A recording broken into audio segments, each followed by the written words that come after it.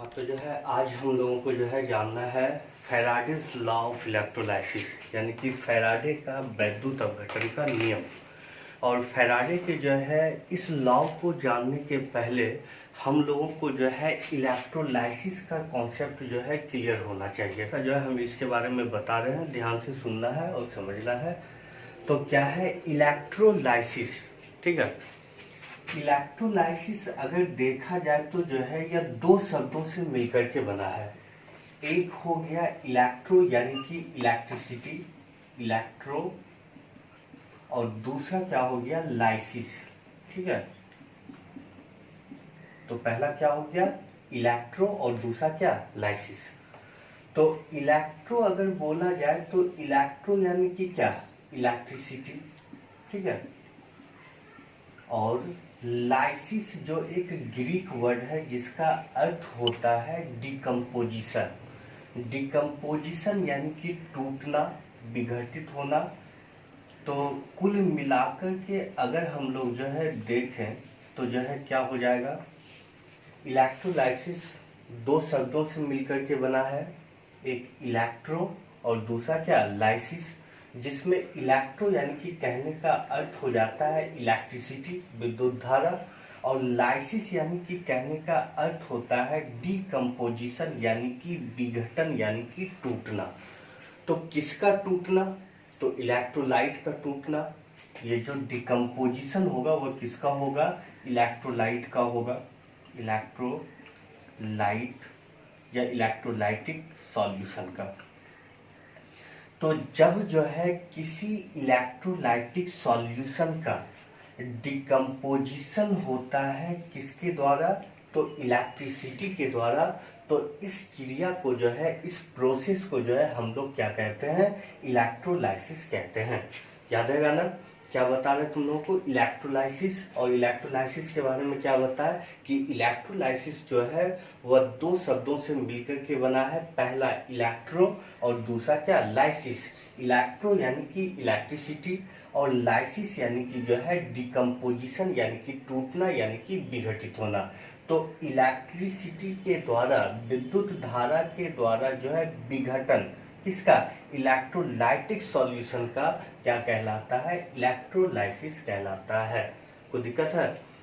और इसी को अगर जो है हम लोग जो है बोलना चाहें तो इस प्रकार से भी बोल सकते हैं कि जब जो है दो अलग अलग इलेक्ट्रोड, ठीक है, इलेक्ट्रोड यानी कि कोई भी मेटल का रड हो सकता है, तो जब जो है दो इलेक्ट्रोड किसी इलेक्ट्रोलाइटिक सॉल्यूशन में मौजूद होता है और उससे विद्युत धारा को प्रवाहित किया जाता है, तो इस दौरान इलेक्ट्रोलाइटिक सॉल्यूशन जो होता है वह आयनों में टूट जाता है और इसके फलस्वरूप जो है उसमें विद्युत धारा का प्रवाह होता है। इस क्रिया को ही जो है हम लोग क्या कहते हैं? इलेक्ट्रोलाइसिस कहते हैं। जैसे कि अगर हम देखें तो मान लेते हैं एक वैद्युत अपघटनी लेते हैं। वैद्युत अपघटनी यानी कि कहने का अर्थ हो जाता है जिसके अंदर जो है वैद्युत अपघटन यानी कि इलेक्ट्रोलाइसिस का जो है काम किया जाता है। तो मान लेते हैं ये वैद्युत अपघटनी है और इस वैद्युत अपघटनी में जो है दो जो है धातु का जो है रड जो है लगा देते हैं, यानी कि दो इलेक्ट्रोड को जो है डाल देते हैं। और डालने के बाद जो है जब ये हो गया इलेक्ट्रोलाइटिक सॉल्यूशन, और इस इलेक्ट्रोलाइटिक सॉल्यूशन में जो है दो रड यानी इलेक्ट्रोड, जिसको हम लोग जो है कैथोड और जो है एनोड कहते हैं, ठीक है, एक हो जाएगा कैथोड और दूसरा हो जाएगा एनोड।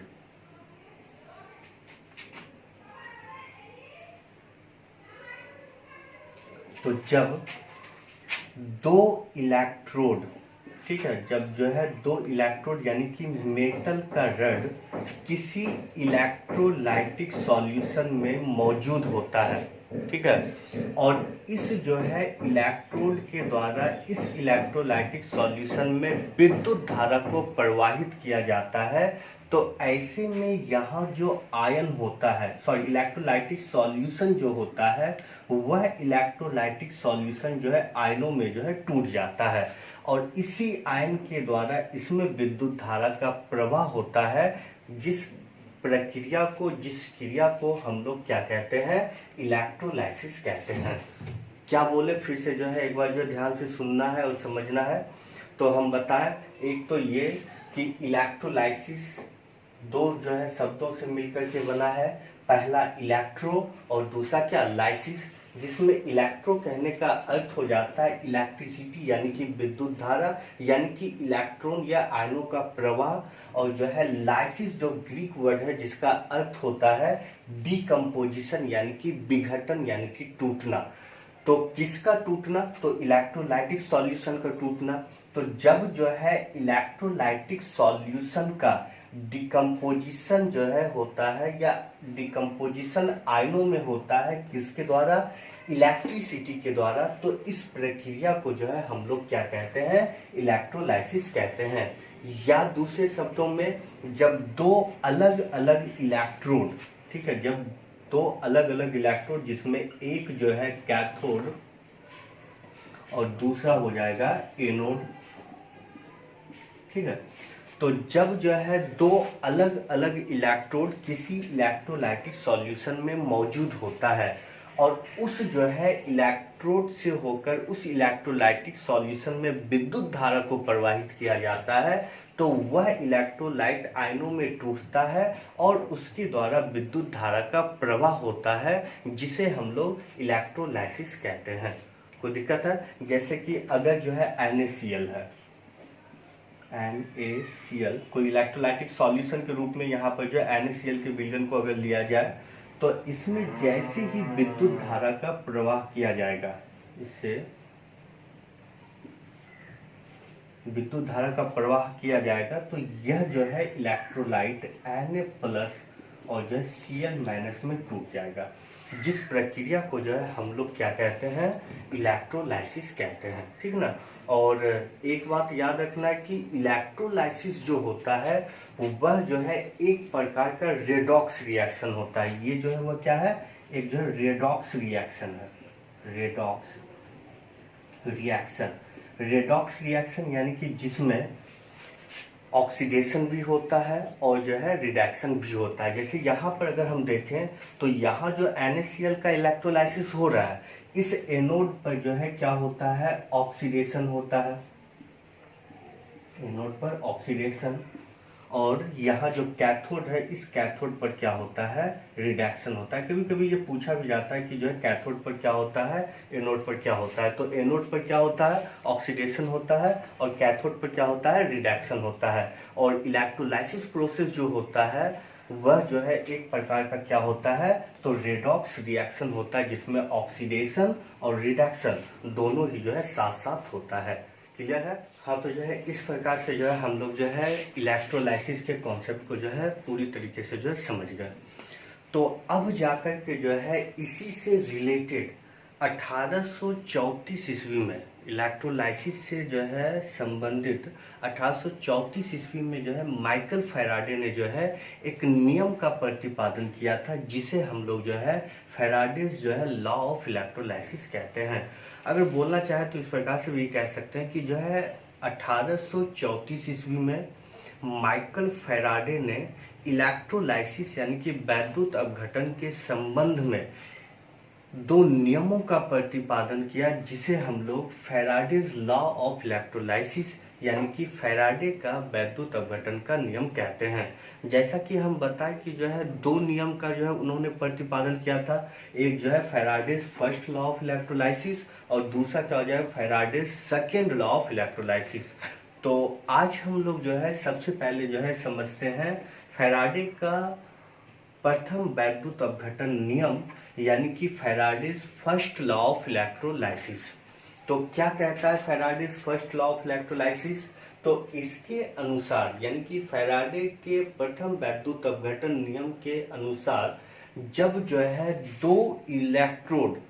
जब दो अलग अलग इलेक्ट्रोड किसी इलेक्ट्रोलाइटिक सॉल्यूशन में मौजूद होता है, तो ऐसे में दोनों कैथोड और एनोड दोनों इलेक्ट्रोड पर एक पदार्थ जमा होता है, ठीक है। और कैथोड पर जमा होने वाला जो पदार्थ होता है वह इससे प्रवाहित विद्युत धारा के परिमाण के समानुपाती होता है। क्या बोले, फिर से समझना है।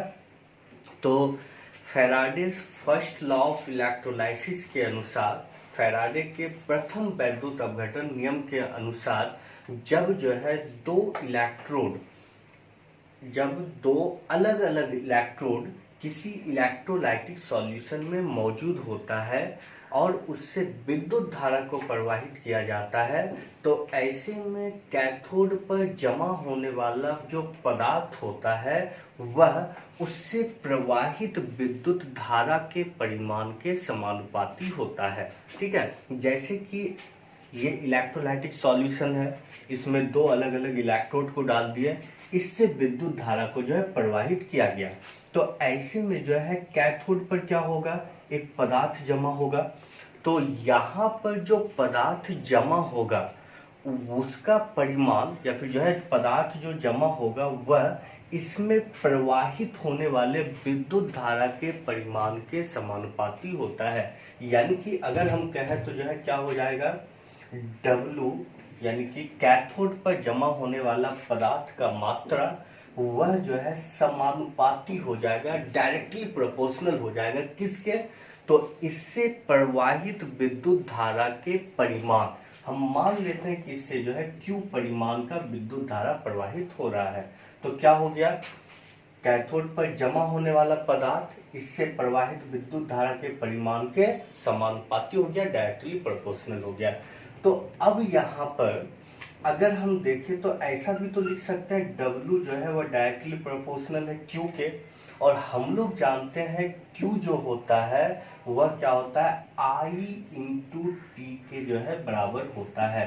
ठीक है, क्योंकि जो है Q बराबर, फिजिक्स में हम लोग पढ़ चुके हैं ये सब, Q बराबर क्या होता है, I इंटू टी। ठीक है, तो क्या हो गया, कैथोड पर जमा होने वाला पदार्थ समानुपाती हो गया, डायरेक्टली प्रोपोर्शनल हो गया I इंटू टी के। अब अगर यहाँ पर इस समानुपाती को हटाएंगे, इस डायरेक्टली प्रोपोर्शनल को अगर जो हटाना है तो इसके बदले एक कांस्टेंट देना होगा, तो यहाँ पर एक कांस्टेंट हम लोग देते हैं Z। तो क्या हो जाएगा, डायरेक्टली प्रोपोर्शनल को हटाए तो जो है एक कांस्टेंट दिए Z, और क्या हो गया I इंटू टी। तो यही है first law of electrolysis.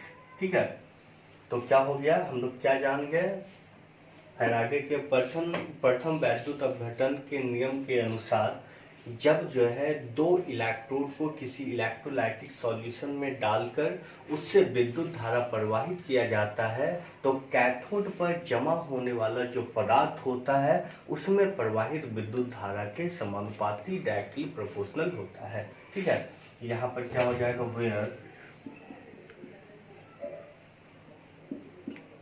W हो गया weight of amount of substance,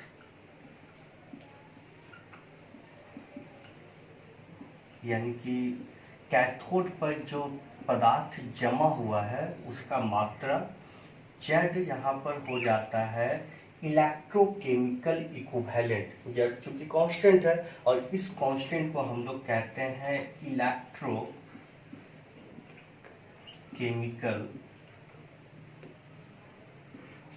equivalent. ठीक है, और I हो जाएगा विद्युत धारा, इलेक्ट्रिसिटी,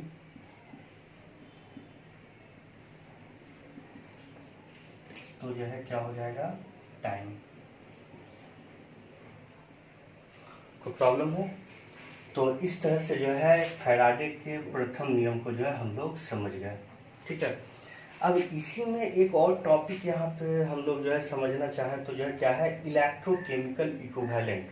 ठीक है, वैद्युत रासायनिक तुल्यांक, ये क्या होता है, समतुल्यांक। तो अगर जो है हम लोग ऐसा करें,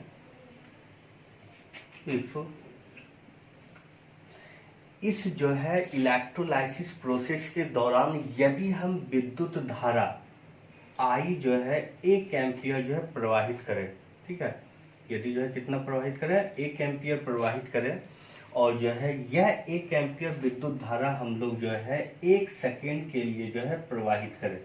ठीक है, यदि जो है विद्युत धारा कितना हो, 1 एम्पियर हो, और जो है समय क्या हो 1 सेकेंड हो, यानी कि 1 सेकेंड में यदि इससे 1 एम्पियर का विद्युत धारा प्रवाहित किया जाए तो क्या हो जाएगा।